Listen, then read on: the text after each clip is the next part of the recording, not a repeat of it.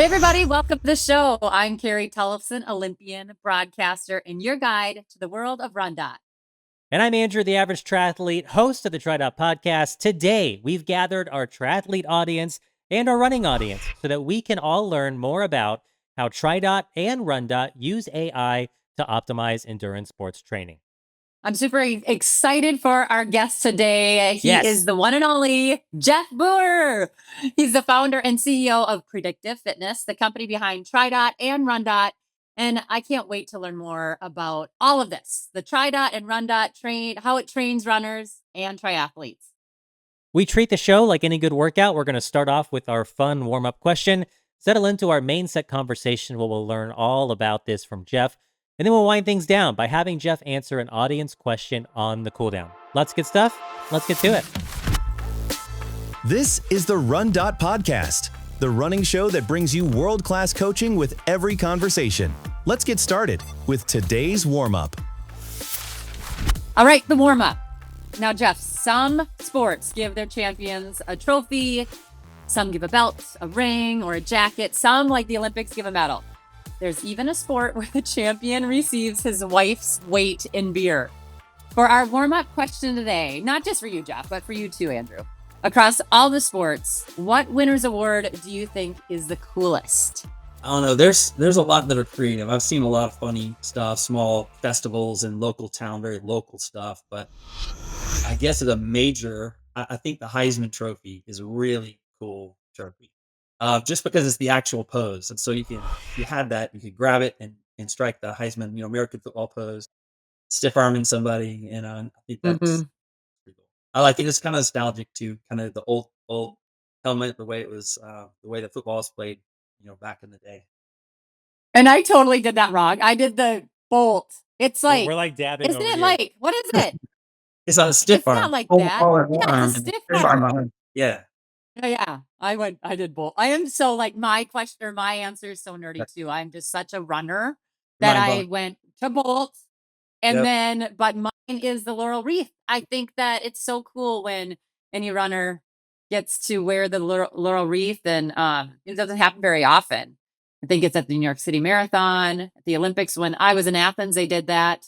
But I also love, I don't know if you guys have seen at the Houston Marathon, they'll put like big cowboy hats on. Yeah. And so at least they did it. I know for sure at the Olympic trials they had it, and it was so funny to see. I think Carrie Goucher and Des Linden had theirs on, and they both had them on different. And so anyway, those are the two Carrie I thought. likes championship headwear, apparently. Championship headwear of any kind. Yeah. I do. Jeff, just What for about our you? non-American audience, can you explain how a football player wins the Heisman?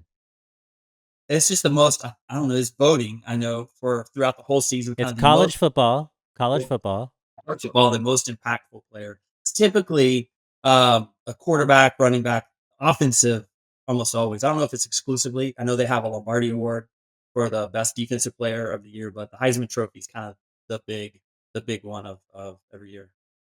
Yeah, very good. My answer here, I want to say that the most recent award I won was this little trophy right here. You can't really see it, but there's like a little iridescent tennis ball in there because I won a tennis tournament a few weekends ago, and my wife's like, "They sent you a paperweight," and I was like, "No, this is a trophy, people. This is a legit I actually trophy." really like it though. It's pretty. Thank you, Carrie. Thank you. I know. My answer here is the Stanley Cup in hockey. I love following hockey. I just follow pro sports in generally, like a lot of sports fans do. But of all the trophies that teams get or individuals get, the Stanley Cup is such a cool tradition where just over the years, when a team wins the Stanley Cup in the NHL, the National Hockey League, every player on the team, their name gets engraved onto the cup. And so your name goes on there forever. There's just that moment where like every player gets to skate around the rink holding the Stanley Cup over their head. And I'm not a hockey player. I've never played hockey. Yeah. I can ice skate barely a little bit. But just such a cool, it's a cool sport to follow. And of all the trophies out there and all the traditions with trophies, I don't know, the Stanley Cup is really cool. After a team wins the Stanley Cup, since there's only one trophy and the whole team shares it, I'm sure the trophy lives at the team's headquarters all season, but every player gets one day with the Stanley Cup. where they can do basically whatever they want to do. And so you'll see on Instagram, like, oh, this player went to Disney World with his family and they took the cup around Disney World. And so anyway, it's always fun to see what the players do with their one day with the cup. So I thought that was a really cool tradition. We're going to throw this Hey, Carrie, are you a hockey fan being in Minnesota? I am, and actually, the Stanley Cup has been to my kids' elementary school. Really? But you have to wear certain gloves and you can't touch it. But yeah, because we have a partnership with the Wild and they have the Stanley Cup and they come and read with the kids, some of the players and people there. I know it's really cool. So yeah, I haven't gotten to see a Stanley Cup, but the kids have. All three of my kids have. Well, the Minnesota Wild and the Dallas Stars are in the same division, I think. So we're Ooh. enemies, bitter enemies there, Carrie. We're going to throw this question out to our audience. So make sure you're following TriDot and RunDot on all the social medias. Our team's going to put this question out to you to see what you have to say. If you're watching us on YouTube or you're watching us on Spotify, you can comment below right here on this video. I go check those comments and see what you guys have to say of all of these sports out there and all the different awards or trophies or belts or headwear or medals an athlete can win. What do you think is the coolest way to crown a sporting champion? Can't wait to see what you have to say. Let's go. Whether you are running with RunDot or triathloning with TriDot, or neither, but you're curious about endurance sports training, I'm excited to have Jeff Booher on a microphone today for us all to learn more about effective endurance sports training. Jeff, many of our longtime listeners will already know you pretty well, but for those that don't, let's just get to know you for a second. How did you get your start in endurance sports, and what has been maybe a few of your favorite experiences in your time as an athlete? Well, I've loved sports ever since I was a little kid. I've always been a runner. My dad ran, he did sports, throughout his life. But I remember even 5 and 6 years old, he'd go out for a long run in the panhandle of Texas and come back in the last mile. I'd run with him around the block 1 or 2 Oh, times cool. at 5 years old. I loved it. Great memories. I did 5Ks, 10Ks. I did all the sports in US sports, football, baseball, basketball, track, martial art, everything that I could do. Loved it. And wasn't until 2002, actually, after I was in the Army, out of the Army as a young dad, did a triathlon, and I just loved it. It's a local sprint triathlon. I think what drew me to it wasn't so much the endurance, that was a piece of it. I love the multi-sport aspect. I love the variety. I thought that was super cool. So I love that, got hooked. And as far as favorite experiences, over the years, I've done 4 Ironman distance, a lot of shorter ones, halves and Olympics and sprints, but I really love doing it in with my family there. And we'll go on a vacation. We went to the Grand Canyon. We did Coeur d'Alene, Arizona, Lion Man. So that was a great recovery. That was have to probably be the best experience. I worked with the guy that arranged. And after the race, we got a limo from the Visitors Bureau there in Sonoma, and they took us in a limo to all do wine tasting and set us up really nice. So that was a recovery day I'll never forget. When was that one? That was like 2008, 9, somewhere in I there. can't. Is in Charlie Lion did Man. that one. They don't have it anymore, right? Right. It became Santa Rosa 70.3 Yeah. and I think that full as well for just a few years. But yeah. It was before Ironman, but so it was only like 800,000 people did the race. But it was amazing. As far as- 800,000? I'm sorry, Oh, 100. 800 to 1,000. 802 of that. Yes. Sorry. Yeah. But Can I mean, you you're imagine right. swimming with So- 800,000 people, Jeff? yeah, that was big. Oh, well, along the way, though, you weren't only just an athlete, like you became a coach and you kind of like got every certification you could possibly think of. So talk us through that a little bit. And then how did you transition to TriDot and RunDot? Yeah, I've always loved helping people coaching in the Army. In college, I was a trainer. I'd lift and train. I was a Catholic briefly, and I loved helping others learn. So I kind of a personal trainer back then with weights in the Army. They bring me all the guys that had trouble running faster, meeting standard, and so I just loved doing that. When I did my first triathlon, actually, what led to try it, I was really more selfish start. I did the sport, loved it, but I was very competitive. And so I met with a couple of guys that were on the podium, they're winning, and they started telling me, oh, you got to train 25, 30 hours a week, and you're going to get injured and all this stuff. I'm like, this is not a contact sport. Why are people getting injured? And I said, I have 3 kids, young kids, and wife and career. I'm not training that much, but So it's really, how do I become more efficient? I want to win and improve, but I don't want to train as much as everyone's training. And so that kind of set me out on a quest to become a student of the sport and really learn. And when I started researching, I got certified USA triathlon and track and field and cycling, and read every book I could get. Back then, it was VHSs. You buy that, watch the program, subscribe to everything that I could for a number of years, and started using my local training group as guinea pigs because I found that there's a lot of people, they um, talked about data-driven training. Smartwatches just came out about 2003. Power meters price was coming down; they're becoming more constant. But people were saying data-driven, but they were just looking at the data that agreed with their philosophy. And I was reading books and seeing these, you know, video series and stuff, but where they had coaches and world champion athletes. They're brilliant people, but they're saying things were very different. They weren't the same. Like, how can they both be data-driven yet be so diverse? And so that's what set me out on us to learn and to capture data and to be very methodical. And that group of people that I was writing training plans for grew from dozens over the next several years to about 2008, nine. It was several hundred. And so the universal problem was people wanted better results in less time with fewer injuries. So they either wanted to, they were time starved and they were an executive or a parent with young kids. I only have this much time, but I want to improve. I want to keep getting better. I want to scratch the competitive itch, or I just want to conquer a goal. I want to go, I don't want to, I want to train for an Ironman, but I don't want to spend that much time. I need to be approachable, doable for me. And I don't want to get injured. And so better results, less time, and fewer injuries. And so it led, to that point. And I realized along the way, as I was learning and innovating and abstracting data and creating different models and frameworks for how to make it more custom for people, that there was a real value that I could deliver not only to coaches, but to athletes, or to athletes, but to coaches. And we started TriDot in late 2009. And I pushed about 13 or so, 13, 14 professional triathletes, and five of those became the very first five coaches. So when we started, we Hmm. didn't have a uncoached option. It was coaching from the start. It wasn't several years until 7 years after that we added a non-coach subscription where someone could come just get the training plan without working directly with a coach. And that was after learning about, in triathlons, about 85% of the market does not hire a coach. In running, it's like 92, 93% of the market doesn't hire. Mhm. They just Wow. don't do it. So you have all those people that are getting injured, spending too much time, not doing as well as they could. And when you translate that, they're not just spending too much time training, but they're missing time with their family. They're taking time away from work. They're doing stuff that's leading them to injuries that are unnecessary just because they're not doing the right thing when they're training. And I think that Mhm.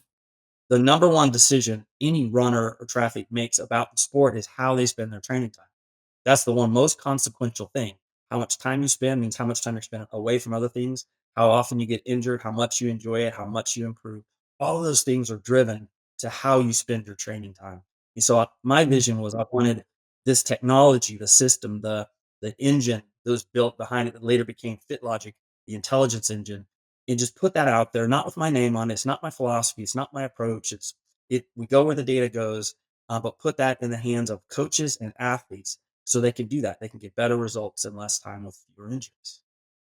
Okay, so I am not this techie gal, really. Like, it took me a long time even to just let Strava have my training. Like, I like to write it down.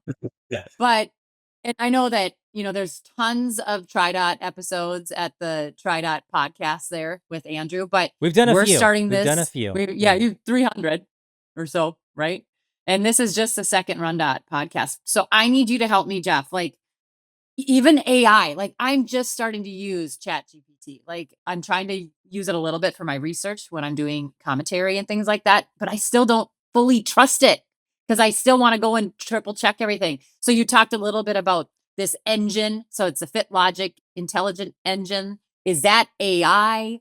Did you build that? Like, you kind of touched on it a little bit, but explain to me, the person that has always just gotten almost like a sheet of paper from a coach that every Sunday and said, "This is what you're gonna do Monday to Sunday."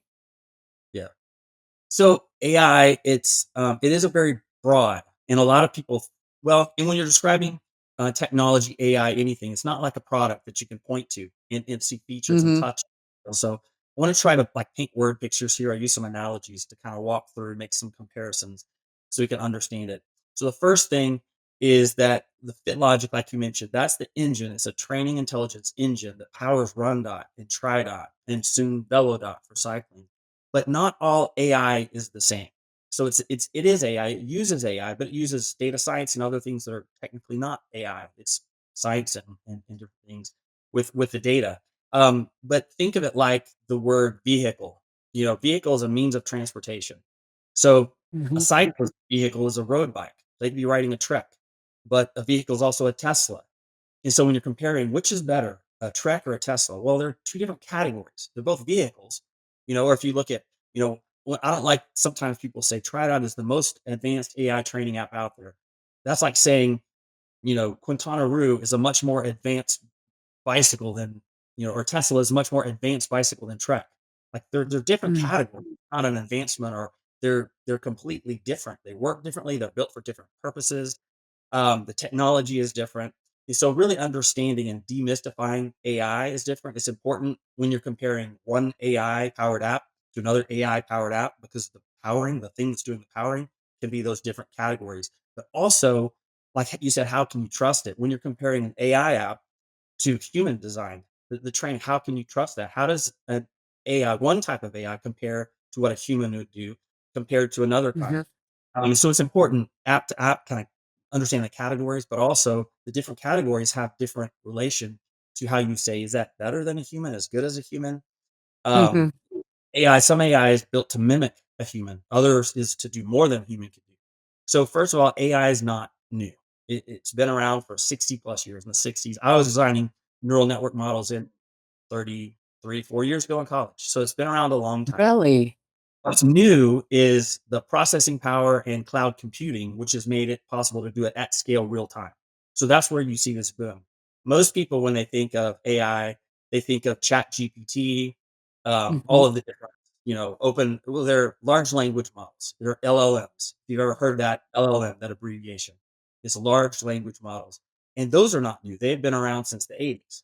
So people have been determined or working on the science and the technology to discover the patterns in language. So it's looking at all of this content on the internet, learning the relationship between words and sentiment, and what is a question and what's a joke and what's sarcasm. How do you interpret all of these things so that you can generate, translate, and comprehend language. So language, LLMs, Chat GPT, that's not what what FitLogic is. That's not our type. That's like a trek. That's the bicycle. It's learning from technology about training. It's not learning from the training. It's learning from internet text about training. So Mm. that kind of LLM, those kinds of applications, AI powered apps, they're automating a template, or they're automating someone's philosophy, or they're trained on internet text in general about training. So that's And we know non how reliable all corners of the internet are, Jeff. correct. Correct. So, and that's where you get the garbage in, garbage out. If they're trained on good data, it's better, and bad data, it's not. Yeah. However, they're not trained on training data. They're trained on training philosophy or training text. Our FitLogic is a purpose-built intelligence engine. So it's trained on more than 20 years of training and race data, specifically for triathletes. It's trained for this purpose. It's a one of a Mm. kind application. So I think a better analogy, other than a chat GPT, we talk about all the different kinds of AI. Your autocorrect on your phone is AI. It's created for that purpose. It's a more of a chatbot. Think of it more like a flight control system in an airplane.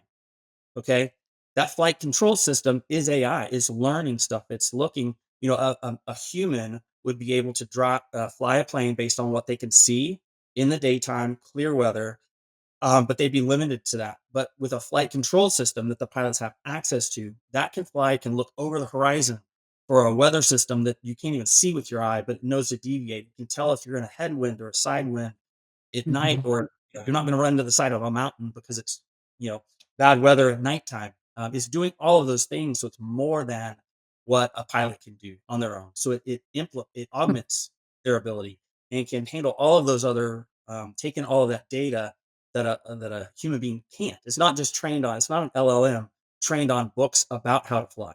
It's actually taking Mhm. in data uniquely that a human can't be, processing it so fast and able to fly the plane. So in a scenario where we're training, we're looking at your training, generally from the text about training, kind of some generalities about training principles. That's great. Mhm. But after I look at, well, how much do I train? Am I training enough? Not enough? And how much quality am I doing? What should that quality look like? How many sets? How much rest should I do? Is this too much? How much residual training stress am I carrying? What if I'm older? What if I'm 55, 60? How should that Yeah. training be? But what if I'm 60, but I'm a really good athlete and been doing it 20 years? What if I'm a heavier athlete? What if I'm Yeah. just a beginner? What if I'm outside and it's really hot versus cool? All of these different things come in the Hmm. cloud directionally. Like, yeah, older, you're gonna be able to have less, take less train stress and need more recovery. But specifically, how much? And when you inject all of these different unknowns, it's just impossible for a person to take in that data. And so all that data just gets ignored. And so it's like there is the engine. You don't have to be an expert at everything in there. You need to understand that it's happening and what it does. Need to know what the Mhm. categories are. It's like in an airplane. I'll kind of maybe wrap it up with this. In an airplane, if you're sitting in the seat and you look down the aisle and you see a cockpit door, you don't need to know what that flight management system is doing, but you want it to be there. If the Yeah. Yeah. pilot came on the loudspeaker, says, "Hey guys, I'm turning off the flight management system.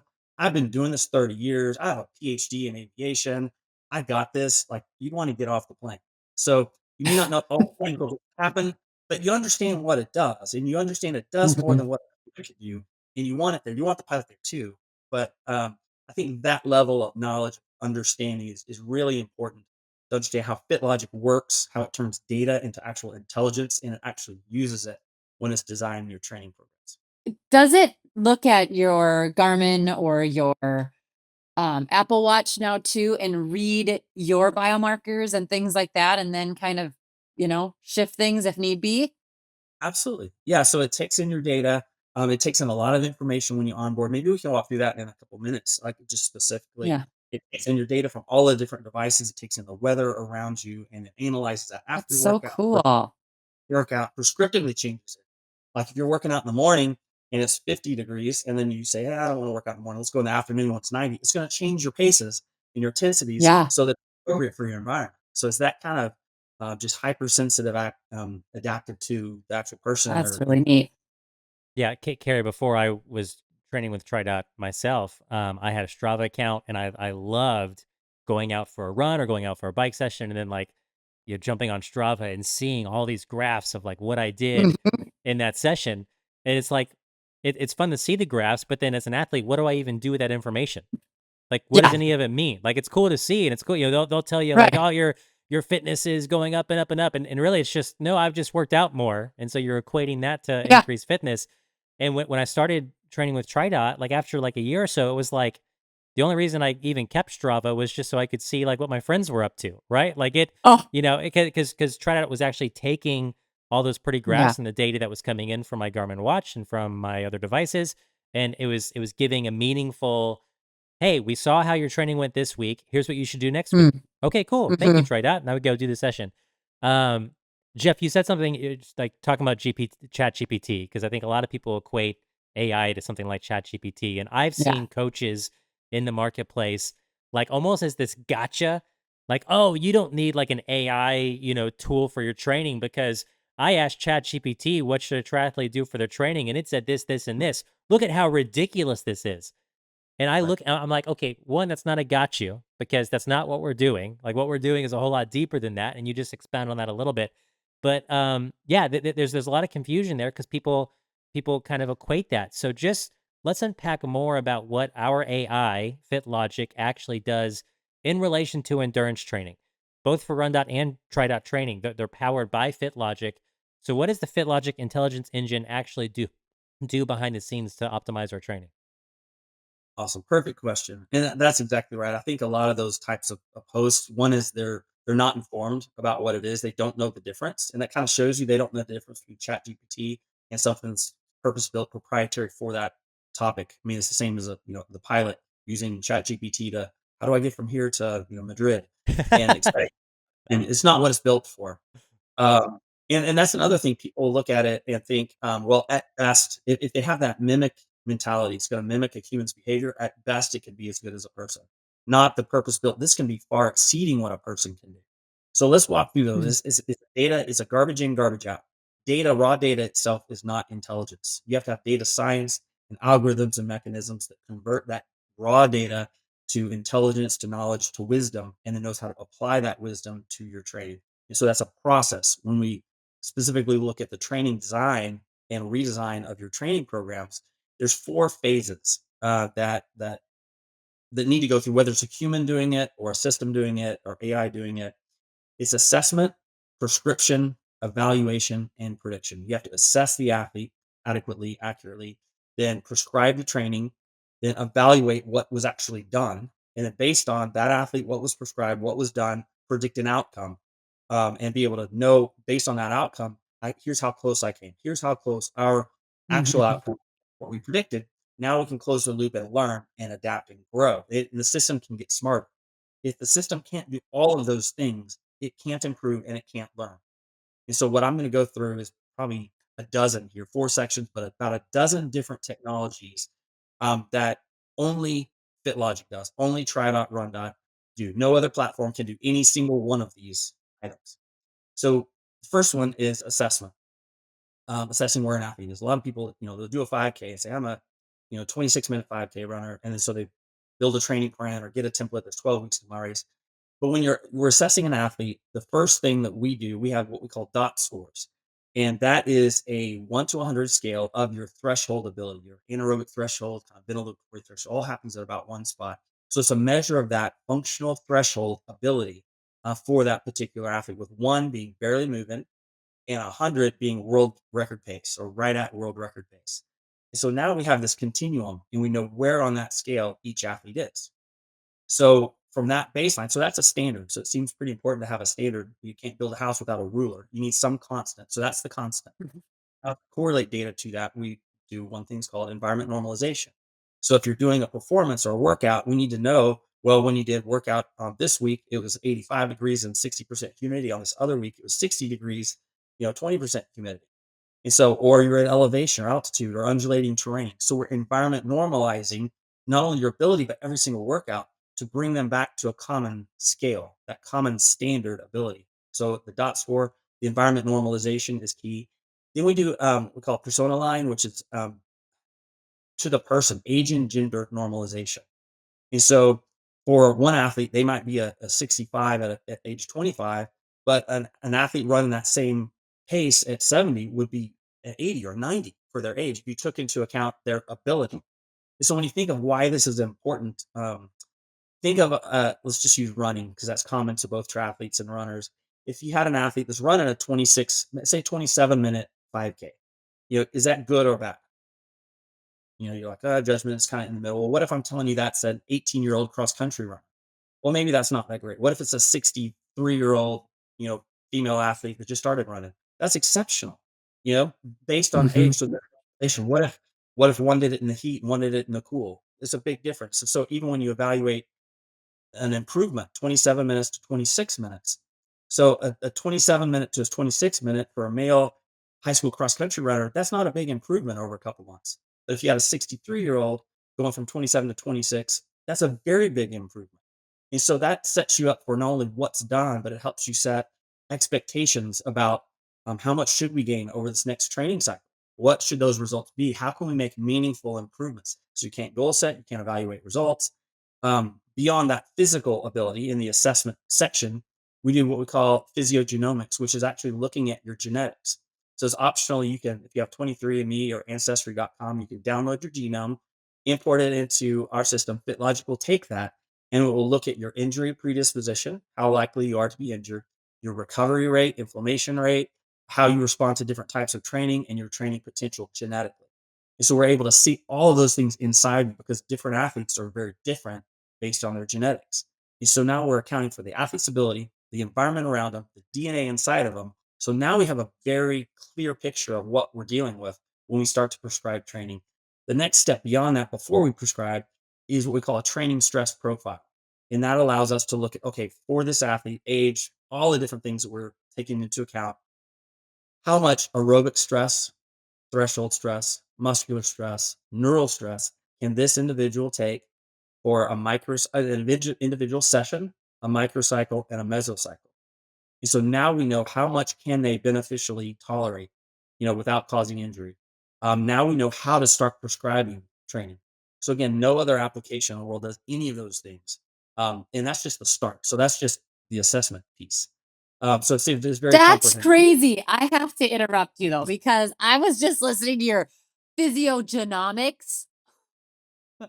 I mean, so this is wild, Jeff. Like, I had a hernia, and I know this is just fluke, but I got to tell you, I Yeah. had a hernia. I had a number of hernias. I had like 6 hernia repairs. Nice. But my Great. grandma had a hernia the exact same time. She lifted her Wow. riding lawnmower from going off the curb, and she was like 88 years old, still doing her lawn, and she got a hernia. My dad had plantar when I had plantar. My mom had osteitis pubis when I had osteitis pubis.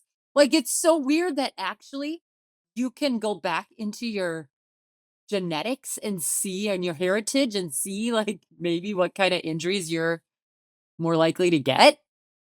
It's more. We did that research starting in about 2014 until late 2018. So it's about 4.5 years. We adjusted all that data, and we didn't roll it out until I think October of 2018. We're able to look at like for most, it can be bone density, it can be high likelihood of Yeah. tendinopathy, how your tendons and ligaments Hmm. and lower limb extremities. That's where a lot of running injuries happen, and so you're just very prone to those types of things. But Sure. recovery rate, there's so many different things that we're able to see. We look, Crazy. I don't know, more than a couple dozen SNPs, which are genes um, within Yeah. your genome. Yeah, and to That's be cool. clear, if you're an athlete using RunDot and TriDot and you have not uploaded your genome file, you don't have access to that. You've never done any kind of testing like that. Like there's so much. Jeff just went through a list of so many different things that TriDot and RunDot are also using to optimize training for you. So it's like the training is still extremely extremely optimized. It just Yeah. gets that much better Yeah. when that file is in there. And like for me, for example, when I finally uploaded mine. Um, I didn't see these like massively overwhelming changes in my day-to-day training. That there might be certain workouts that I don't get anymore because I'm a more easily injured athlete. There might be some sessions where instead of having, this much recovery in between each quality interval, maybe it becomes this much recovery. So it's more minute changes. So I do want to say that. Yeah. Jeff, as you were going through each of those pieces of technology in the assessment phase, I was just trying to picture, like, if I'm an endurance sports coach trying to do this on my own without technology, how on earth would I look at an athlete's data coming in and be able to actually make intelligent decisions for all of my athletes with different body types, different ages, training for different races, and it feels overwhelming already, right? And so when we talk about these 4 phases, number one being assessment, people have to remember if you're being coached by somebody not using FitLogic, not powered by TriDot and RunDot, they're kind of having to guess at all of this because they still have to do this. Mhm. They have to assess you. They have to prescribe training for you. They have to evaluate your training. They're just kind of guessing from their personal experience and knowledge. Whereas we do it with the technology, we do it with the data, and we empower coaches to do it with the data. So Jeff, as we slide from assessment into prescription, how does our technology prescribe sessions to athletes? Yeah. Well, kind of nailed there when you're thinking about it. It's not that they're guessing at some of those things they're not even considering. We know that all of those factors matter. But human beings don't know how to apply it. I know that your genetics matter. It's not that coaches guess at your genetics, they just ignore that data. The data is there. So there's a lot of the data that they can't use. And so what data they do have, then that's where they guess, and educated guess. And this is not a knock on coaches any more than Yes, a flight system is a absolutely. knock on pilots. They're brilliant people. They make a lot of money. They're educated, so We want them in almost the cockpit. yes, yes. But it's a matter of the tools and the data that technology can provide. So when you go to prescription, it starts with the quantification of training stress. Training stress is a good thing. You stress your body, it's the progressive overload, and how you distribute that and increase that in your progressions that's how you manage training. We're the only platform in the world that accurately quantifies training stress. So I'll pause a second. So, like, how is that? I see my heart rate. Your heart rate is a response to training stress. It's a reactive response to training stress. So let me give that an example of that.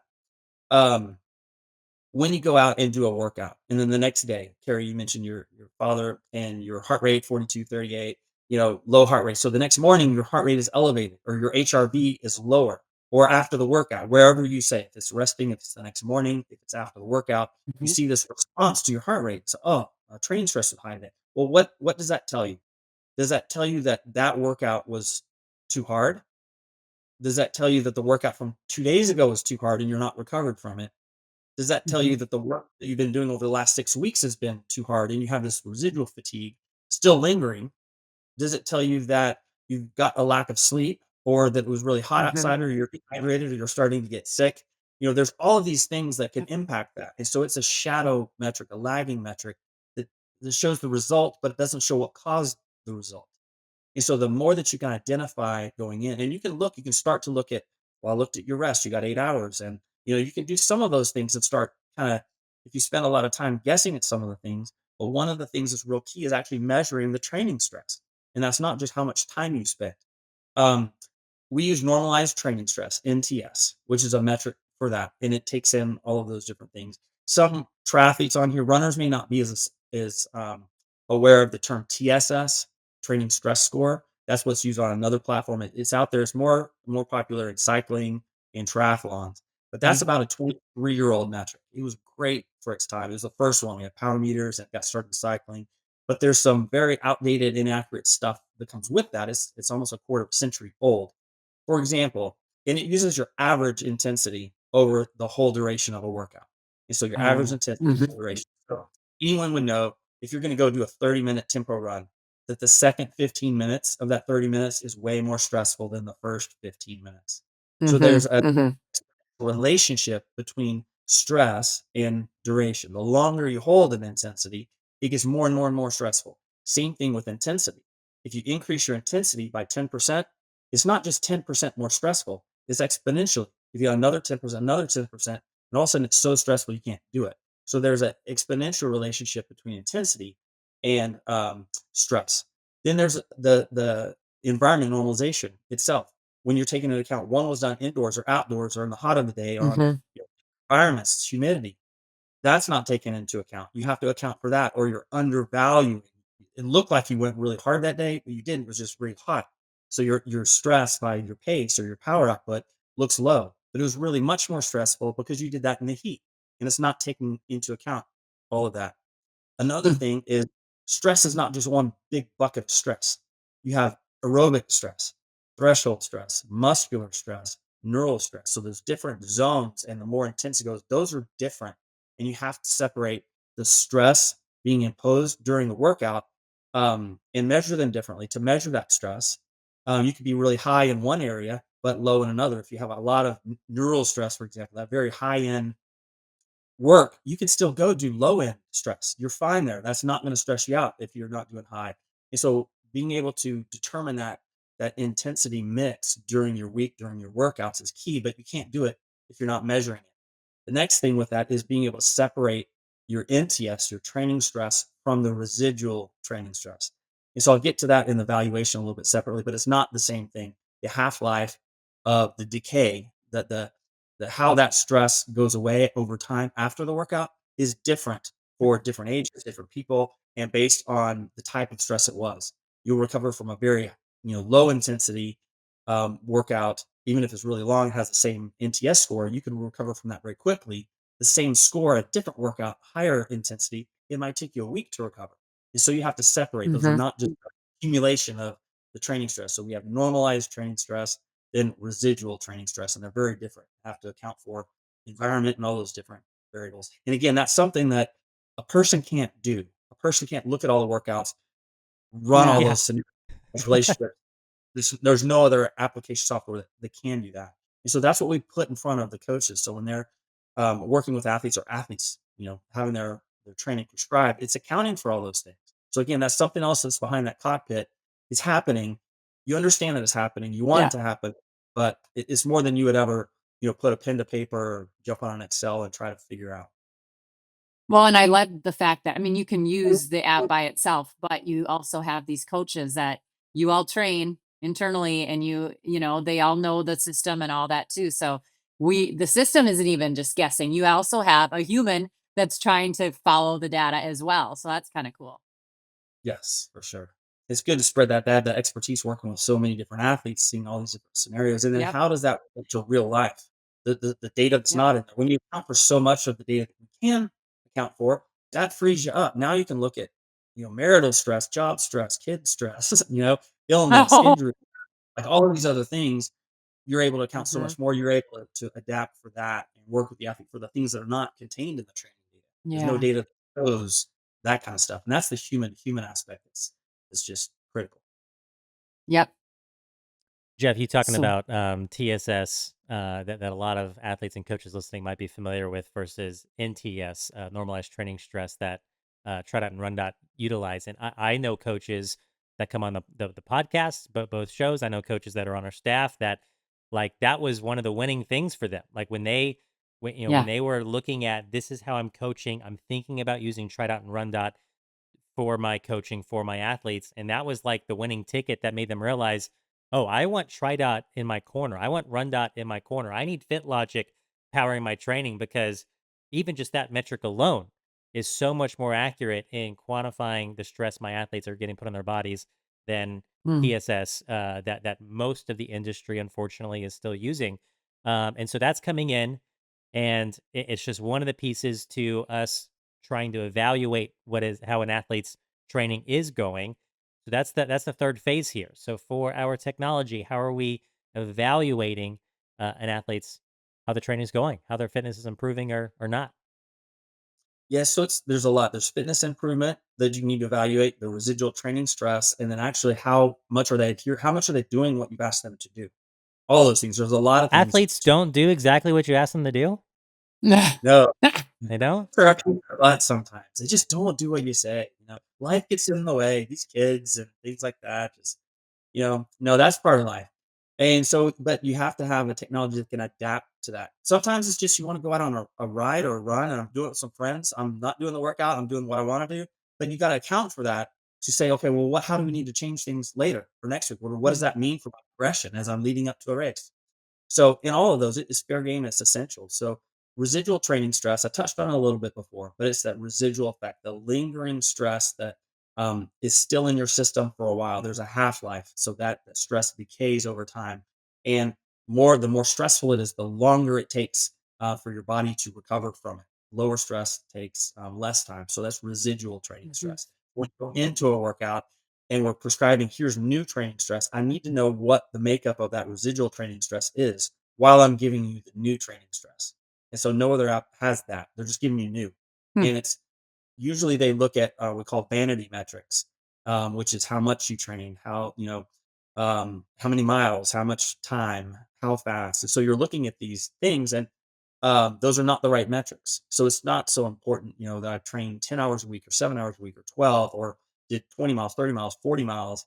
How did you spend those 7, 8, 10, 20, 30, 40 miles? Like, what did you do, and how do you evaluate the effectiveness of that and the impact on your training stress?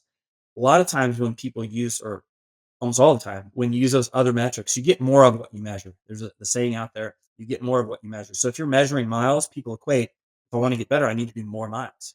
Or if you're looking at time, I need to train more. I'm doing this longer event, harder event. I want to improve more. And so the response to seeing the metric of quantification metric is more. Plus, there's a bragging rights when you post to social. Just finished Sure. my 8 hour short run today, Yeah. or my 8 mile short run. That there's this, brag about that. And so we have another metric. It's called TrainX score. It's your training execution. That's what TrainX stands for. Training execution. And it's how well did you do what was prescribed.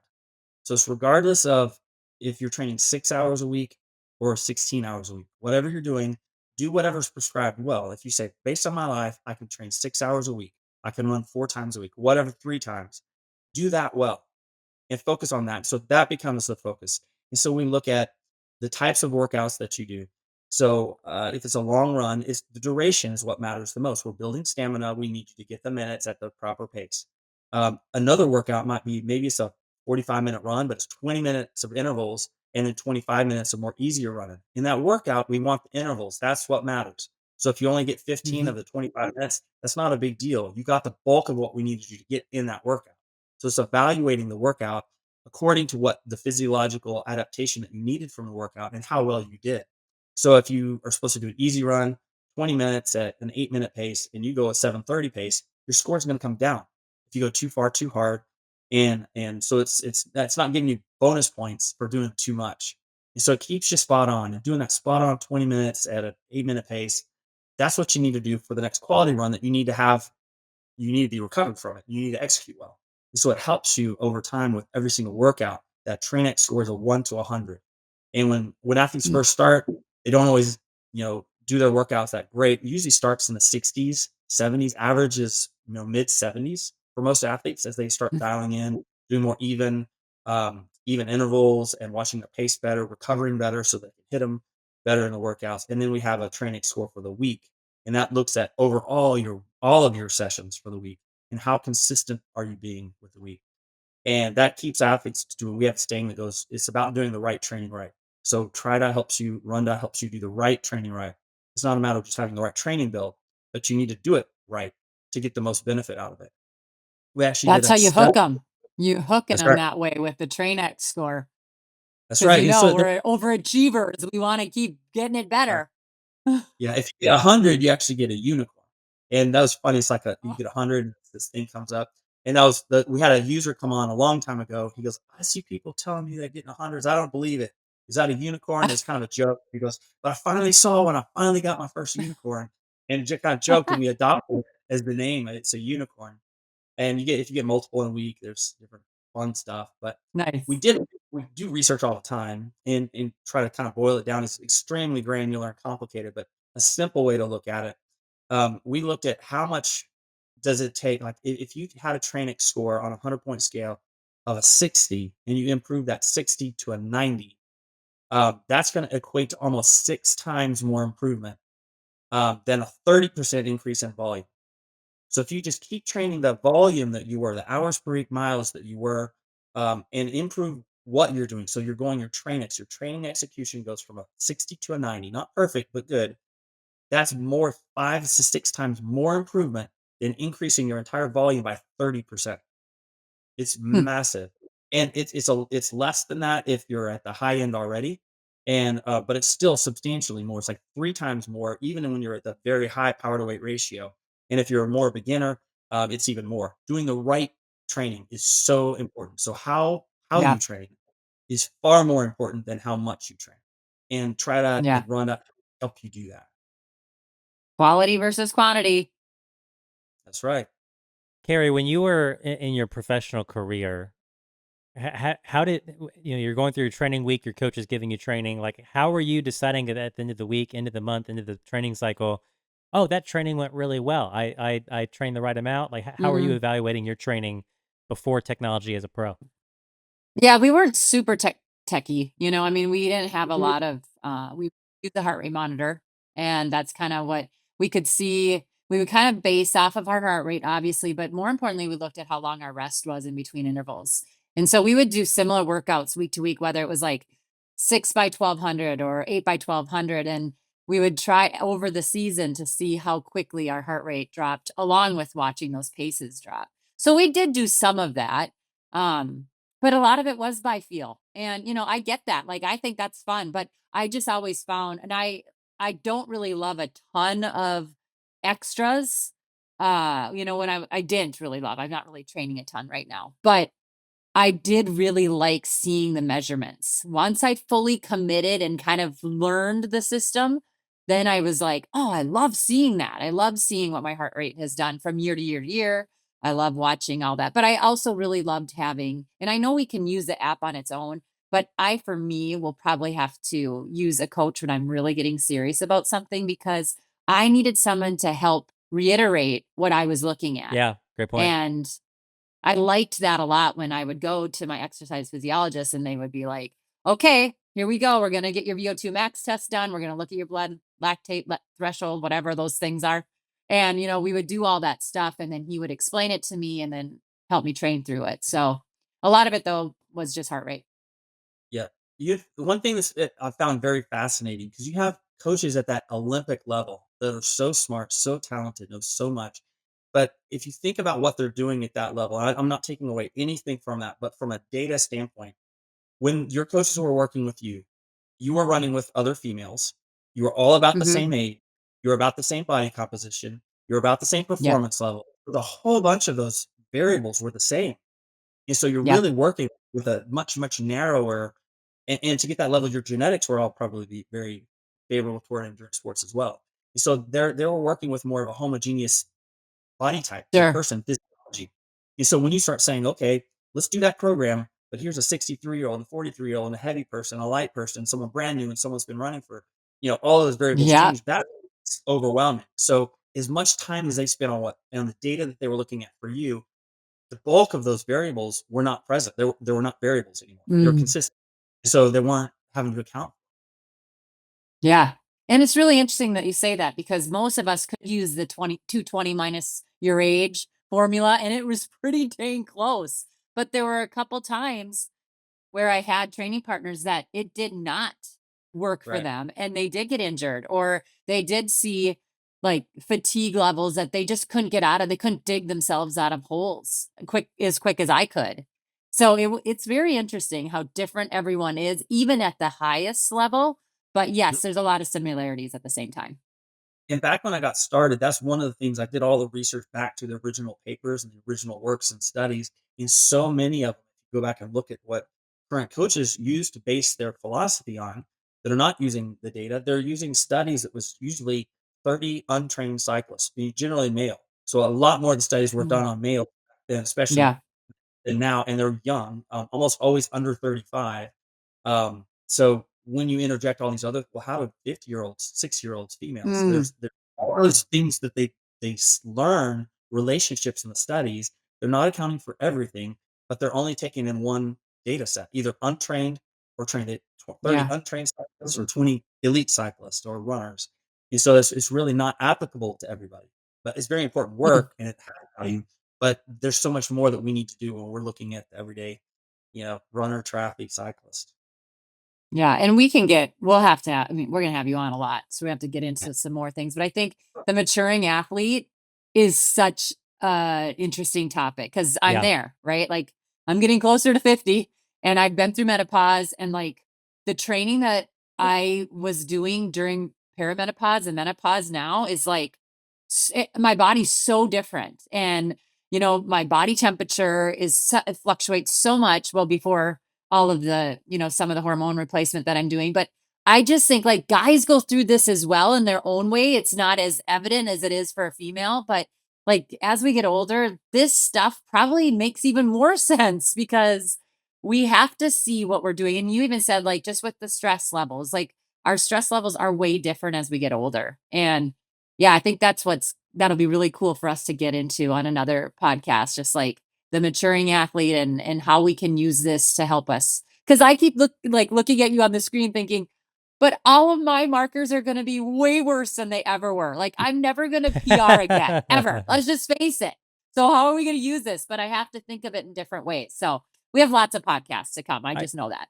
I can just say I know Carrie at her peak fitness, her 5K time was right at 15 minutes. And at my peak Mm, fitness, my 5K time was right at 18 minutes. So I'm only that's 3 minutes off of Carrie, that's pretty an good. an Olympic athlete. I can claim that. Jeff, the fourth phase we want to talk about, it's so cool just kind of phase by phase, just knowing what the Mm. technology is doing for us as an athlete. And the final phase, the fourth phase, is prediction. Talk to us about what the FitLogic Intelligence Engine is doing to predict our race outcomes. Yeah.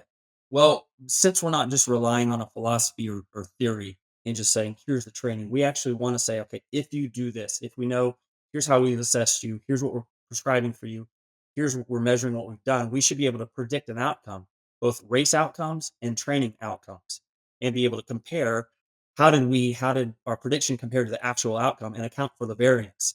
And that's how you learn and get smarter. And again, all of these I've been through, we're the only platform that does any of these. But this one's kind of the one that ties it all together. If you can't prove your own efficacy, how can you improve? Mhm. How can a coach improve? How can Coach A say my training's better than Coach B if neither one can assess the athlete, quantify what they're prescribing, what they're managing, evaluate what they actually did, and compare their outcome to what they thought was going to happen. And that's why you adopt a philosophy and you just go with it. But unless you have that prediction, you have to have that prediction. That's just key. So we have many ways we do that in the training. Outside the training to the racing is probably the most fun part. We call that race X. It's race execution. Um, so when we predict an outcome, we'll take into account, say, here's what your threshold is in Minnesota, but you're going to go do a race in Boulder or Florida, and so we adjust your threshold to account for that particular environment, the heat, the humidity, the terrain, elevation. If it's a triathlon, we're doing a race prediction. So here's on that actual course with undulations. We're looking at, I'm going to be on the bike course at 10:15 a.m. and riding a bearing of whatever with the wind angle coming from this and the yaw angle is that, my draft coefficient. We're accounting for all of that in the mix to predict the outcome and predict here's your optimal bike pace. We actually give athletes can download their bike pace and say, here's the power that you should push on your power meter on these different hills and sections of the course, into the wind, out of the wind, on this incline, this descent. And then runner, same thing. Here is your target pace for this environment. Is this going to be a hot, 4.5 hour marathon, or is this going to be rather cool 4:10? Like, how long are you running affects what pace that you can hold in that environment, in that humidity. And so that part's key, being able to predict the outcome. So it's really key, all of the things from assessment, prescription, evaluation, and prediction, and even the workouts. That's another thing, prescriptively and predictive. We give you the right pace. So if it's a hot day, we're going to adjust the paces for you in the workouts and in the races. The same, so we can account for athletes at different environments and all those different unknowns. So kind of wrapping it all together, maybe FitLogic, the whole system, it is going through this whole process. All of those phases are things that need to happen for you to have the best training plan for you. Most coaches, most technologies don't do those things because they don't have the data necessary to do those things. And if they do a portion of it, they prescribe something, it's based on theory or guesswork or educated guesses or a Mhm. philosophy.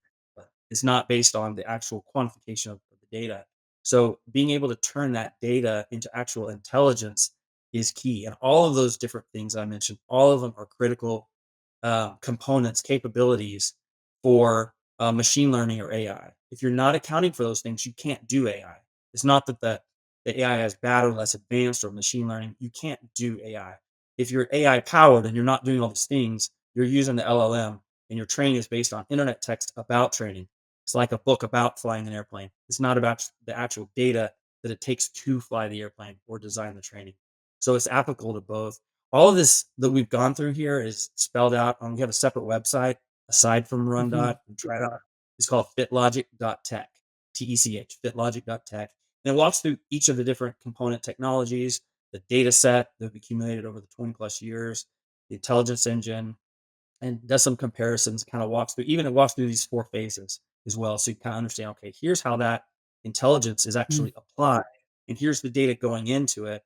And so it kind of completes the picture. So athletes can kind of understand, what's behind that cockpit door. Yeah, and like how much they have to enter. I think too, that's interesting. Like they don't have to enter the weather, Right. right? Nope. They don't have to do any of that. Like that's all populated before you go out for your run. Yep. You connect your devices. That's it. Enter your race. Connect your device, enter your race, and start doing your training. It's like wake up and take your medicine. Yeah. And you can move things around. You can edit it. Coaches and athletes, you can change Yeah. whatever you want to change. You can not do it, blow it off, do a group workout instead, Hmm. and adapt to that. But it gives you, here's the best thing. If you want to do the best thing, no other considerations. Okay. If you need to change Yeah. it for life and stuff, go for it. Yeah. You're out on a run and you see your friend and she's doing 2 by 2 mile tempo and you have a 4 mile tempo and you alter it. It'll just, keep It going sees with that. you. Yeah, it sees that. Yep. That's Yeah. cool. And Carrie, that brings up an interesting thing. Just like it's interesting to just nerd out for 40, 45 minutes about what the tech is doing for us. And the other side of the coin is Yeah. what do we, the athlete, then have to do? Because the tech Mhm. side, if you're not tech savvy, can sound tech complicated. But for the athlete, Jeff, you just wake up, open the app, and do your training session. Like it's so easy and straightforward for the athlete. So we can hear how advanced the tech is. We can get this 30,000 foot view of what Mhm. FitLogic is doing for us. But Jeff, for the athlete, what are the tangible benefits of having this tech in our pocket as opposed to not having it generating our training? There's quite a bit in different ways. We use a smartphone. I mean, we pick that up and we're using a device that is extremely complicated. It's taken decades to develop. Is uses satellite technology. If we think about all of the technology that goes into a simple phone, but when you just pick it up and use it, and you do so many things with it. So I think a lot of those intangible things, it's kind of fun. It's satisfying for me. That's where I came. You know, I want to have peace of mind. You know, a lot of people don't want to be a student of the sport and to learn all of this kind of stuff. They just want the stuff done. Like, just do it for me. Yeah. Don't worry about it. I That'd don't be know. me. That'd be Yeah, me. exactly. And so it's same as the cockpit door. I want to know that there's a flight management system up there, flight control system. I don't know how to run it. I just want to know that it's being run and being used. Someone's using it. I think there's time Mhm. saving. You don't have time to design your own training plan, figure it out, use philosophies, and manage all that stuff. So you just don't worry about it. So the confidence, the time savings, training time savings. You can train fewer hours and get better results. And so if you want to train more, great, you're just going to get the better results. But if you want to train less, back it off. That's great. You have less time to train, but it means so much that you can say yes to more things. You're not missing activities Mhm. with your kids or dinner with your spouse or time away from work. And a lot of times that time savings means events are more accessible. So a lot of people say, "Oh, I could never do a full, an Ironman event because I have to train so much." But if you don't have to train so much, that becomes possible. Maybe I can do that. Maybe I can train every year Yeah. and not every other year for a bigger race because I'm not having to sacrifice so much. I think another Mhm. tangible benefit is injuries. They're not putting the wear and tear on their body. They're doing the right training. They're not doing too much intensity when they shouldn't. And so that excessive volume, the excessive stress when they should be doing it leads to training injuries. So there's money savings with that. They're not spending, you know, dollars with the PT or the, ortho going to get things fixed and Mhm. looked at. They're not getting those types of injuries.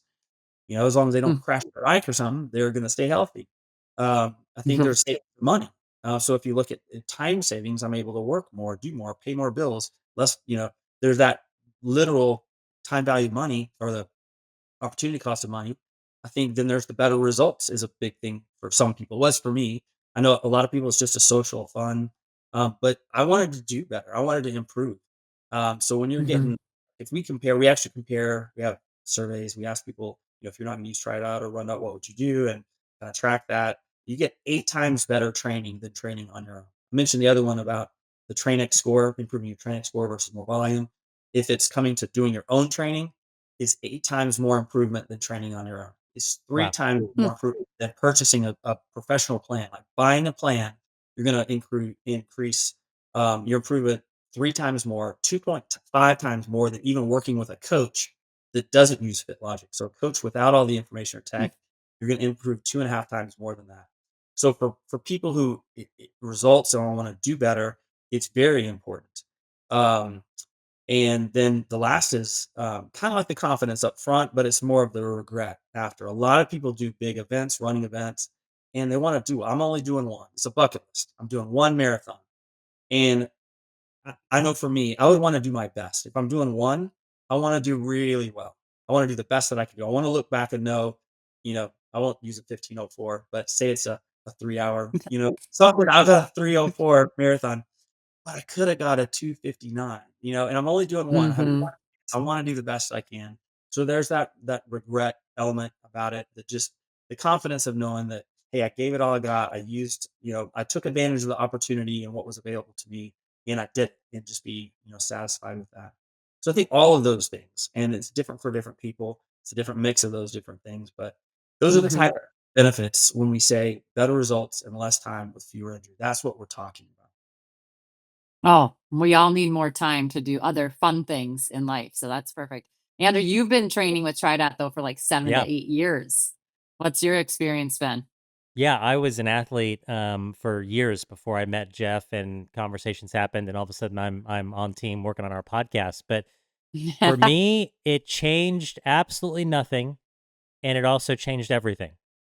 And Oh. what I mean by that, like it changed nothing in the sense that I get off work and I do a training session that, like, that is the same. I sign up for races, I go do those races. So it didn't it didn't overhaul my Mhm. journey as an athlete. Because one thing I honestly, when I first signed up for TriDot, I didn't think I was going to like it because Mm. I liked being able to get off work as a triathlete and, oh, I feel like swimming today. I feel like biking today. I feel like Mm. running today. And I thought that was going to get taken away from me. Like, oh, this program's going to tell me to do this. Be real rigid. And Mhm. I immediately, so it didn't change that. I'm still doing all the sports. I'm doing all the sports on the correct day. I get off work. I go for a training session. I enjoy the training session. All that is the same. Mhm. What it changed is exactly what we promised. You train less time, you get better results, and you have fewer injuries. I've had way fewer That's injuries cool. training with TriDot. I've had my best results ever. Before TriDot, just to speak to my runners and triathletes, I was trying on my own. My dream was to go sub 20 on a 5K. And I had hit a 2034, a 2043, like kind of the mid 20s was the closest I could get on my own. Like 3 months in the TriDot, and I had like a 1930 and like a year on TriDot, and What? I had like, and that's training triathlon. That's training all three sports, not just the run, right? Yeah. And like we joked earlier, my PR is like an 1812, 1814, something like that. Um, my half marathon PR before TriDot was a 140:40. I literally like I was Okay. hoping to go under 140, and I'm watching the 140 pacer in the distance cross the finish line, and I came through. Oh. Yeah, it was horrible. It was horrible. Um, I've hit a 138 and a half Ironman. So that's Oh, doing the wow. swim, doing the bike, and then running a 138 off the Yeah. bike, and that's my half marathon PR to date. But so anyway, Right. it revolutionized my performance because instead of me getting off work and doing my workout and just doing what I wanted to do, I was given what to Yeah. do. And it's the like Jeff's talking about, it's the right session. And if I do the right session in the right way on the right day, my Yeah. performance is just skyrocketed because before that I was just guessing at what I should be doing. And the Mhm. other thing that's interesting as an athlete is it's met me where I'm at in what season of life I'm at because Mm. for a while, my first maybe 4 or 5 years on TriDot, my focus was how good can I get? How fast can I get? How strong can I get? What kind of PRs can I set at this distance, that distance? And in this season of my life, we have a 2.5-year-old. Longtime listeners of the Mhm. podcast will have heard me talk about my parenting journey from birth all the way to now. And my priority with my time is my girls, my wife and my daughter. And Yeah. so TriDot has met me there. I'm not PRing Mhm. right now, but it's recognizing that I want to when I have time to train, I want to make the most of that training time, and it helps me do that. Yeah. So anyway, it's changed nothing in the sense that I get off work and I do a training session. It's changed everything in the sense of it's the right training session. I'm making the most of my time. Jeff, I've heard you say over and over and over again that even with the AI doing all of this, you believe in the power of having a good coach. And Carrie just said Mhm. when she starts her run dot training journey, she still wants to have a coach, making sure she's doing it the right way. Right. We believe in coaches. We're not. I've there are some AI platforms out there that are trying to be your coach. Mhm. For me to back up a step, when I first joined TriDot, it wasn't in my budget to hire a coach, right? Like coaches have a Yeah. price tag, they earn that price tag over and over and over again. It just wasn't in my family budget. So I started without one. And as the budget grew a little bit and I started doing more ambitious races, I brought on a coach. So you can go both routes with TriDot and RunDot, and for good reason.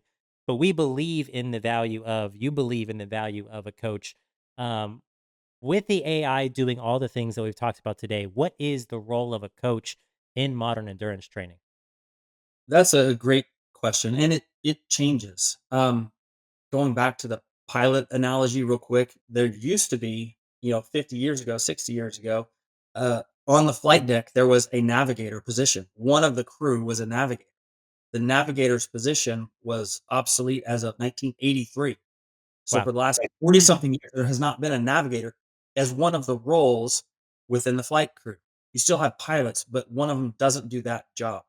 They do planning ahead of time, but the flight management system, flight control system does that. So AI doesn't replace jobs is the way to think about it. It replaces tasks.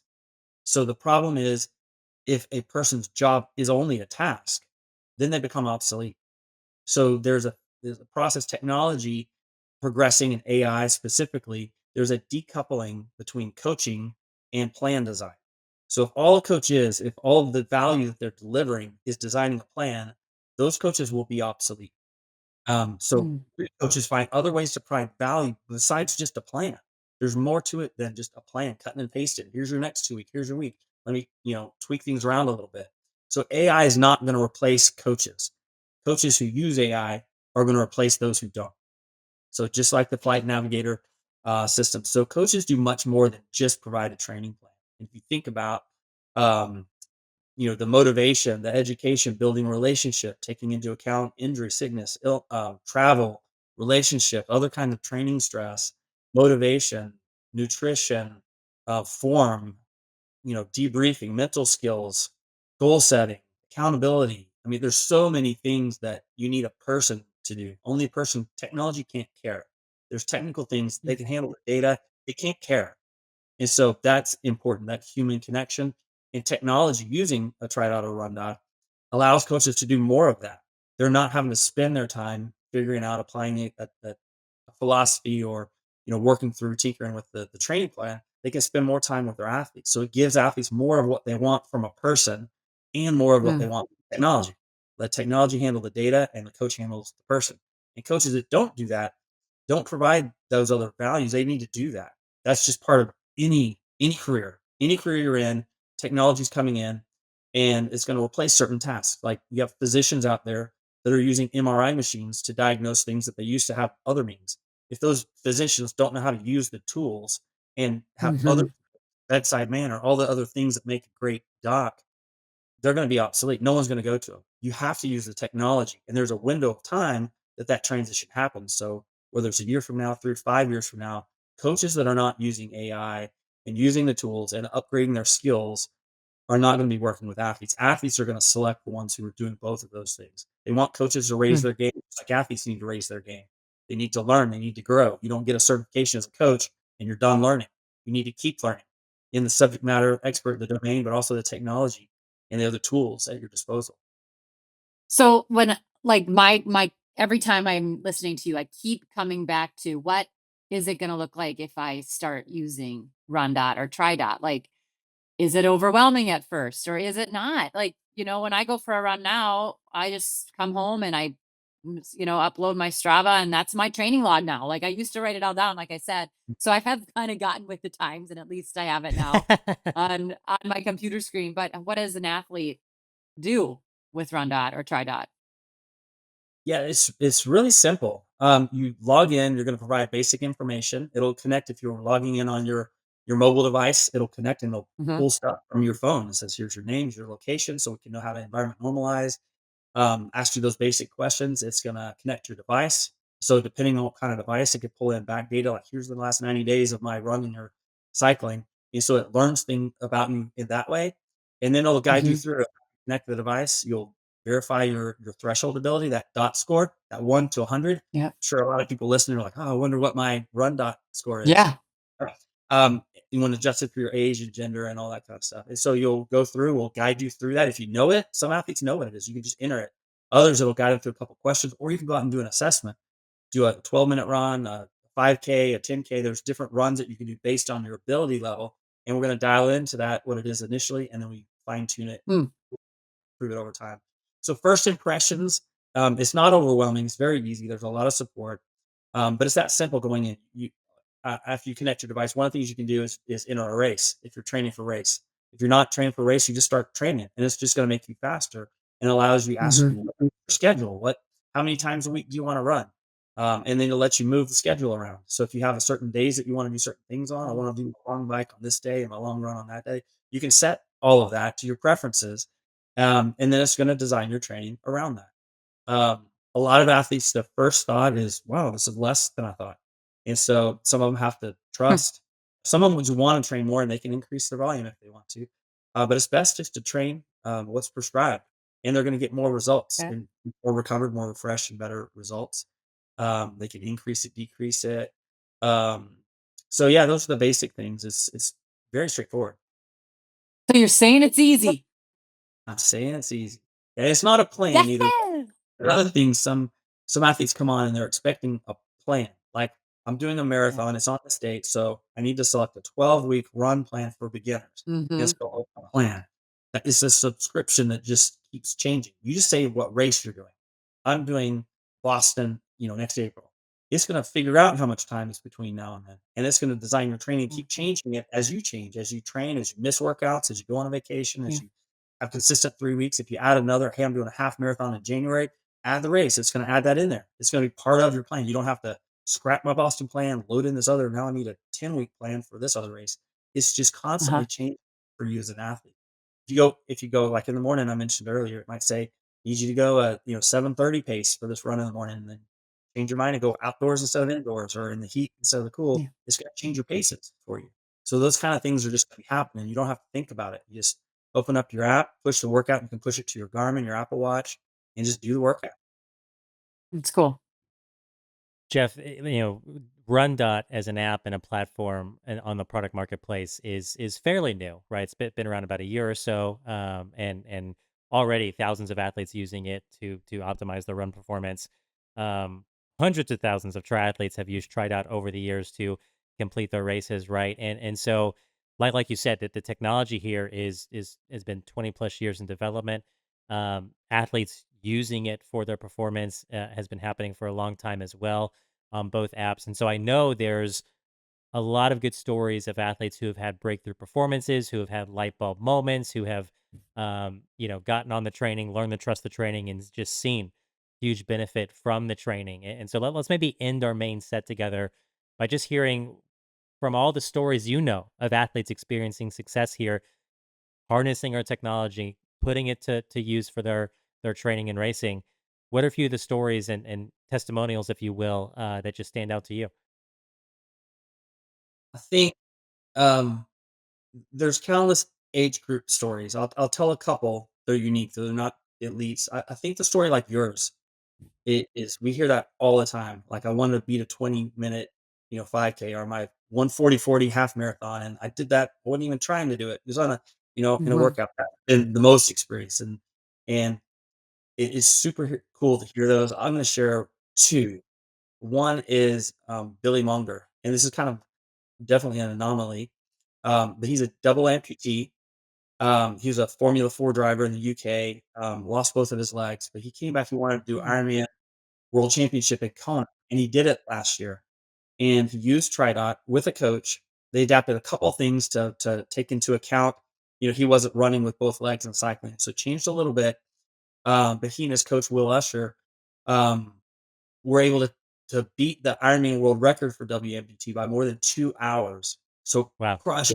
It was incredible. His first one. And now they're training for the LA Olympics. So Hmm. Olympic is different, but so that's like the same physiology is happening. You adapt it a little bit. That's where it's not so regimented for a particular person. There's that flexibility even when you're WMDT. Another one that I think is this is more recent, is Andrew Hall. Yeah. Um, Yep.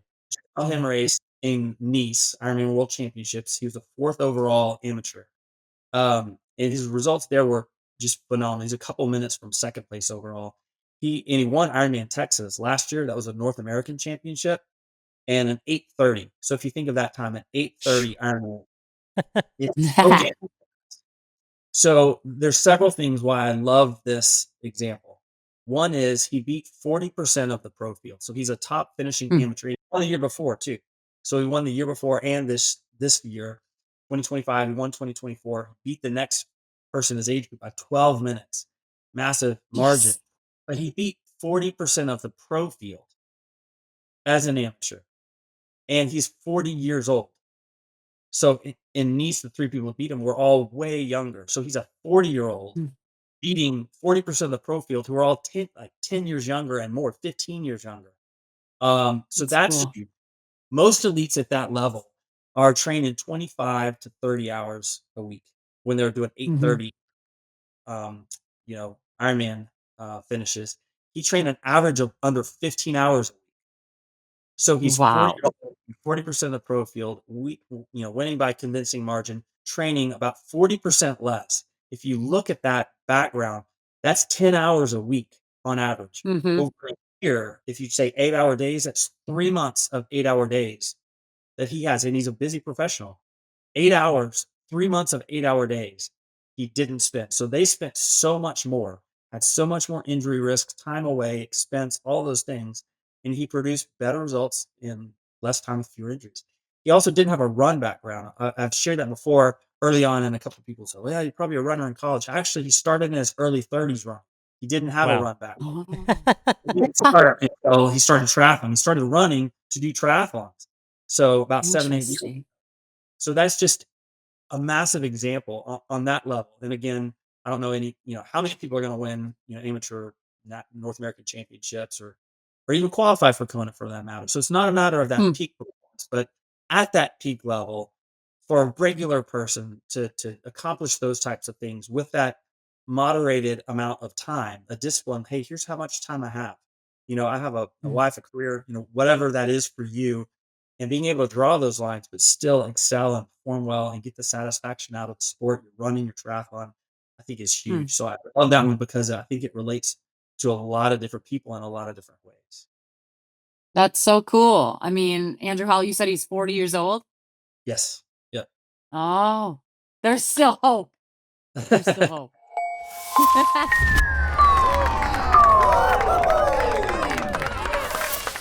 Okay, here's the cool down question. And this kind of relates to Andrew Hall being in his 40s. Melissa wants to know, can TriDot and RunDot be used with youth athletes? So the opposite end, the young ones. The opposite end of 40, because 40 is Yes. falling apart. I mean, 40 is still young. He's way younger than me. So, yeah, 40 years old is pretty far back there in my rearview mirror. But Mhm. yeah, yes, it can be used for youth athletes. I actually coached a youth and junior team. That's how Andrew here, Yeah. we met. We met on deck at a swimming pool. I was coaching a junior team. Did that for Oh, 12 cool. years. Performance team, national champions, multiple national champions. Traveled across the country doing that. It's best used for older athletes, and those are training somewhat independently. So here's the factors. I use a Okay. whole lot of the principles, the learnings from TriDot in that training, but there's some big differences for youth athletes, especially younger. One is the FitLogic data set is primarily adults, so it's not children. The reason it's Mhm. not for a lot of different reasons, but one is when you're in adolescence, the hormones, the growth spurts, all of those things are unpredictable. You're not seeing it in the data, and they're very, Yeah. very important. And so we don't want a youth athlete to feel, slave to their training and do things because we don't have eyes on them, a person, a coach, a parent. Yeah, so true. It needs to be used with caution there, especially younger. But once past the growth Mhm. spurt, it's much better. And I did have athletes that worked with our squad, but I had remote athletes that absolutely use TriDot and qualify for nationals, that do all that kind of stuff. Hmm. Another thing is that youth athletes tend to have a limited control of their schedule, sort of less predictable. I have a homework assignment. I need to stay up all night doing this, or I'm doing, scouts, or, all kinds of different things, family vacations, other siblings have stuff that Mhm. they can't do their training. So it's not as predictable, and you need to do a lot more adapting in that sense of just a lot more. And also other sports. And I always encourage all of the athletes until they were, a certain age to do other sports. Go do soccer and dance and Yeah. gymnastics. Do all these other things while you can. Specialize when you need to, based on talent, ability, passion, commitment level, and all that. So that was a huge difference. But the one of the most important things, kind of with the adolescence and the hormone stuff, was the social aspect of training. And it was Mhm. so important to so many of the kids on the team to do stuff with the team. And so in that team environment, a lot of the workouts I need to Mhm. adapt for them to do it in groups. And so they're not doing isolated workouts; they're doing it in groups, which is easy to do. But if they're all, individually having their own plan, that doesn't work. If you're doing that in a group, you can set different. Even adults can set the same weekly pattern. Say, I want to do the same number of Mm. sessions a week, days a week, and so you're having the same workouts, the same types of workouts in the same week. So you can get some of that social aspect as adults. You can go do masters together on the same day, and we Hmm. did something with the juniors. Um, where we're working with them on the same types of workouts. But that social is so important to build that in, because that's part of the development that they're doing. They're not just doing physical development, they're doing social development at that age as Yeah. well. So that That's needs to be a real important part of it. that's huge. I love that. I might have to have, so I have a run club that we started at 5:45 a.m. right outside my house called the Horseman Run Club. And we might need to do that. You can do it in a group. Like that's really cool. Yeah. I didn't even think about that, Jeff. Yeah, that's up to the coach to adapt that. So the app itself doesn't adapt for groups, but that's actually something that's But you coming. can set the same plan. Like you can set Yeah. the same goal or whatever and do similar workouts. That's We'll do cool. the same thing. Yeah, it's awesome. Huh. So, Jeff, the answer from Neat. Melissa is yes, it can absolutely be used for youth and juniors, best done under the guidance of a coach. And you would still Mhm. encourage, if possible, join a local youth and junior triathlon team if you have one in your area. And best for older triathletes, not post adolescents. Thanks for listening to the RunDot podcast. Help us out by leaving a rating and review on your listening platform of choice. For more opportunities to learn from our coaches, check out our YouTube channel and follow RunDot Training on social. Ready to train with us? Head to rundot.com and get started for free. Until next time, happy training.